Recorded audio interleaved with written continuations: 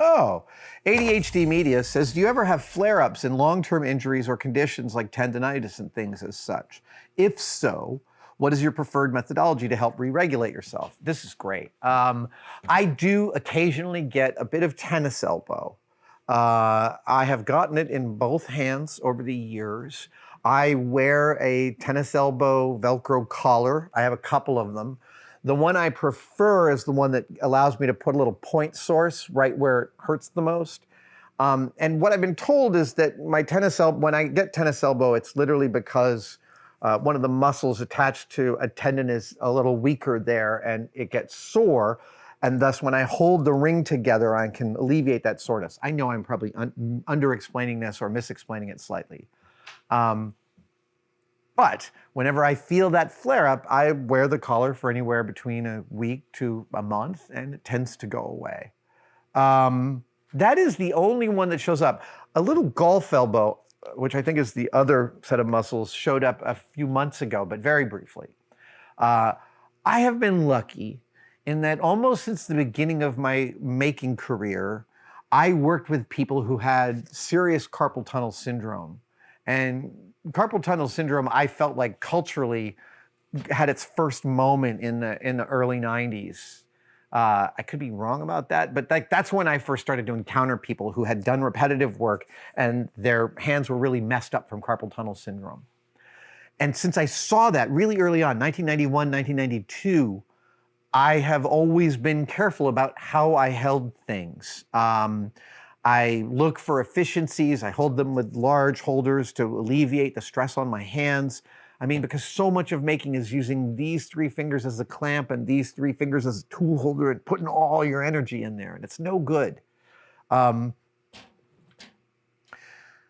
then you asked specifically,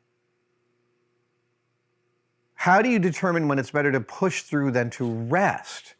I am much more these days prioritizing resting as I am older. I am turning 58 in a few months.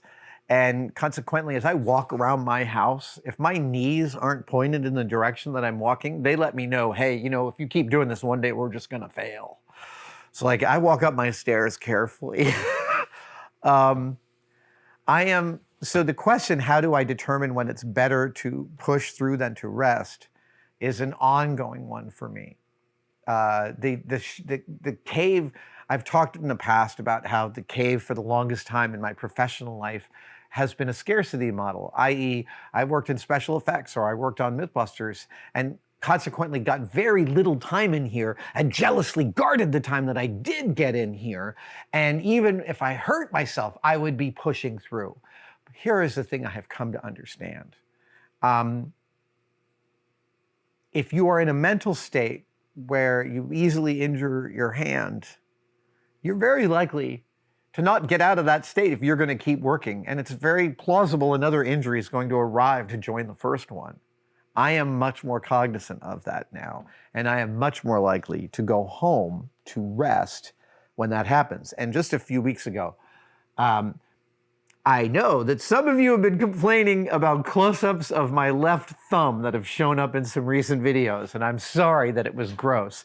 What I was doing, and this is now like 3 months ago, is I was carrying my rotary table for the video on the rotary table we were doing, and I was moving it past my table saw, and this thumb got between the 70-pound rotary table and the table saw, and it just went like this, doop, and I almost passed out from the pain.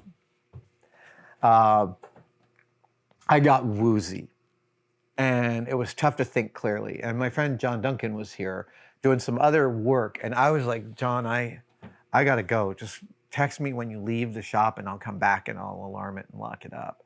But that was unique for me, going home when I felt like that. I would normally not do that, and I would normally push through where I should go home. Even more than that, the other day I finished, we did a puppet build recently, and we had some lovely collaborators come in. Those videos will go up soon. And then I had to do some final finishing of this puppet after they left, and I did. And I did it a couple weeks ago, and I wrapped it. I finished shooting it and doing it at around 2 p.m., 2:30. And I felt so good about the build and so happy with how it went that I didn't feel like jumping into anything else in here. And the cave was clean, and I went home. That felt like progress to me. That felt like work-life balance getting a little bit better. So the question of how do you determine when it's better to push through than rest? I think that I have spent a lot of my life pushing through when rest was the smarter move. My rest schedule is something I am always paying attention to. I know that my body needs about 7.5 hours of sleep a night, and if I don't get it, I keep note of that, and I'll take naps. I take a lot of naps on the weekends, I take a lot of naps in the afternoons. Ian says, I love watching you talk to other professionals about their work, being it makers or the Met or shipbuilders, etc. And he's noticed, he says, that some people seem shy or reticent when answering questions. So the question to me is, do you find it hard to draw the individual out of themselves and open up about the subject? Do you find those kind of interviews quite natural? It seems at times you need to fish a bit to get them to... I'm going too fast. It seems at times, he says, that you need to fish a bit to get them feeling relaxed enough to chat. Yes. Listen, the first thing I want to say is being on camera is really hard. And I'm not talking on my behalf.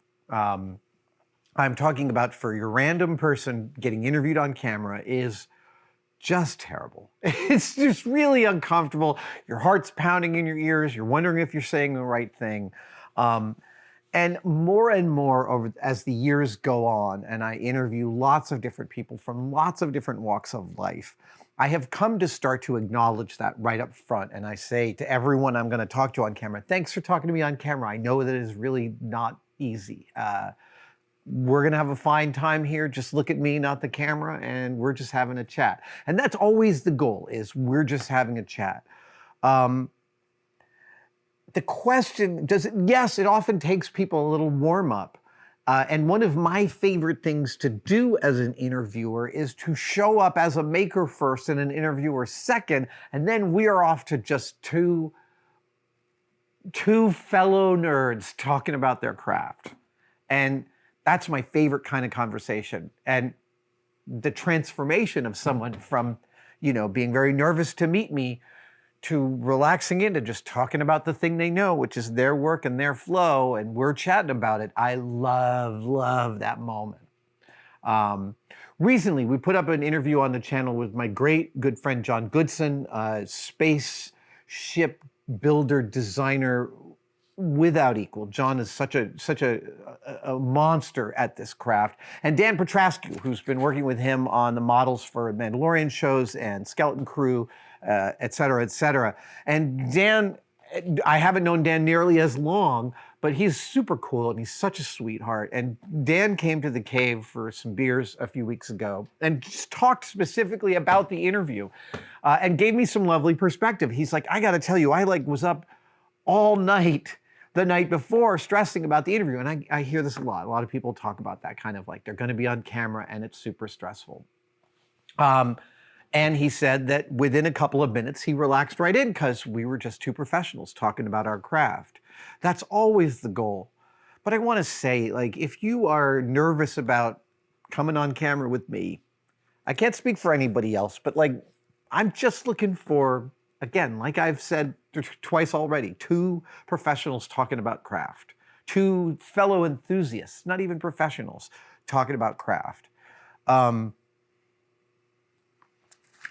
I will tell you who I think is one of the great science communicators at relaxing their audience is Alie Ward. She has a podcast called Ologies. If you don't know it, go subscribe to it right now. Every episode is a banger. And here's the reason I think Alie is one of the top science communicators going today. She interviews specialists in their crafts, whether it's a person who's A person whose specialization is how crows deal with death. And yes, there is a crow thanatology episode that is so amazing. It comes back every Halloween. Or she talks to people about the science of happiness, or, it gets so esoteric. It doesn't matter how esoteric her interviews get. In every one, I feel like she gets a genuine guffaw from her interview subject. Like, they get so into the weeds about what is cool and fun and strange about their discipline that they're like, and you hear that, like, that sound. It's a beautiful sound. Ali also has this wonderful way of opening the podcast with a little, hey, it's me. And the it's me is always, she wants to enter, it seems to me like she wants to enter your brain as like that comforting friend who's got some good news for you. Hey, it's me. And she'll say something like, hey, it's me, the cool side of your pillow. And every single one of those is a beautiful little moment of consciousness. The cool side of your pillow is a beautiful thing to want to be. And I saw her and her husband recently and was asking about that. I was like, I want a whole book of just those. And she was like, I come up with those often on the spur of the moment, which blows my mind. I'm way, way, way far afield from the original question here. But Ali talks about her podcast as asking smart people dumb questions, which is a lovely moniker because the questions are obviously far from dumb. Often what we think are dumb questions are the most basic and interesting questions to somebody in their field of specialization. But it is that relaxing your interview subject. She does a huge amount of research into her interview subjects as well. And I've heard them increase their relaxation when they realize that there was someone who is really familiar with what they've done and how they do it. And then frankly, just one last thing about Ali and her SciComm, her science communication is, I swear to God, in almost every episode or every other episode, the interviewee will be like, well, I've never heard that question before, which frankly, you always strive for that. You want to take a scientist or an engineer or a specialist to some unknown premonitory of their field. And you never get there, but it seems like Ali gets there almost all the time. And I really feel like it's because of that rapport that she built. I learn a lot from listening to her do her science communication. Thank you guys so much for watching, and I wanted to briefly mention that you could become a tested member. I know, everybody is competing for you to become a member of their thing. What I want to express to you is that the Tested membership has become such an important part of the Tested family. We get tremendous feedback from the Tested members, and they expand the stories that we can tell and the things that we have access to. And you can become a part of it right now by clicking on the link below. See you in the chat.